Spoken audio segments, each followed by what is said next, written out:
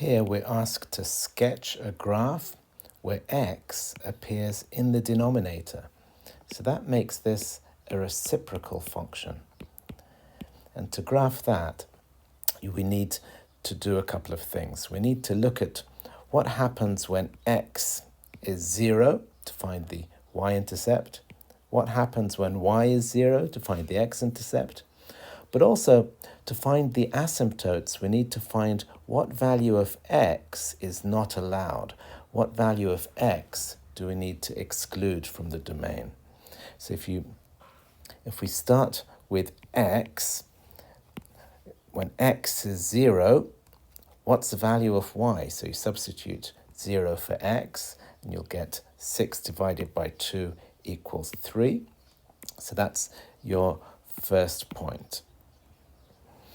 Now,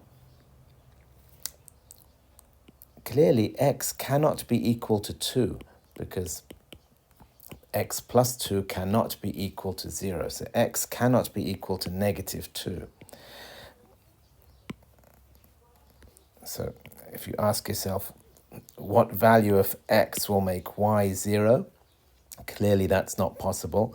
You cannot have any ratio that will give you 0. You can't divide 6 by anything to give you 0. So that's not possible.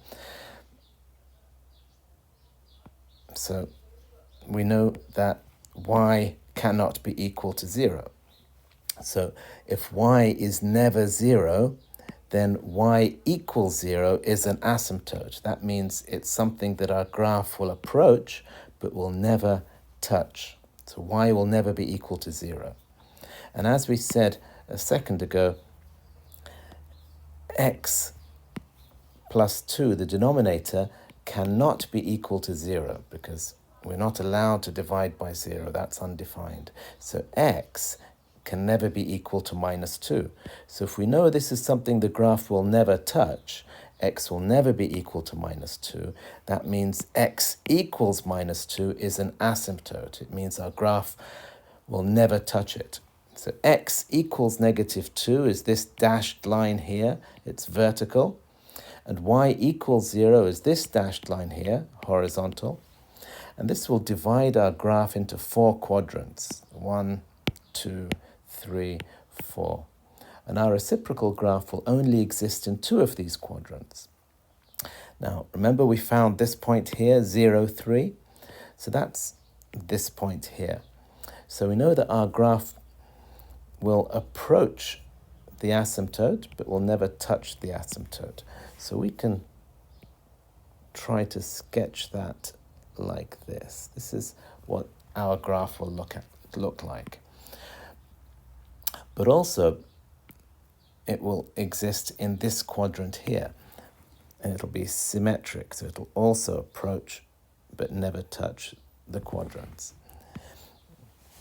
And you can test this yourself. You can substitute a value of, for example, negative 3 for x, and you'll find that y should be similarly negative 3. So if you substitute here x equals minus 3, then y will be equal to 6 divided by negative 3 plus 2, which is going to be negative 3.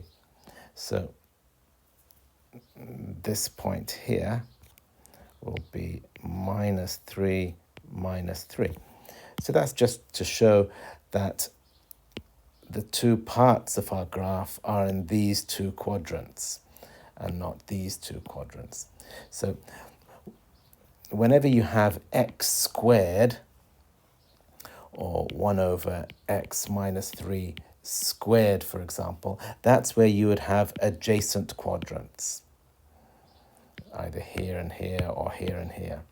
But when you have 1 over x, it's generally opposite quadrants. So that's how I would draw a reciprocal graph like that.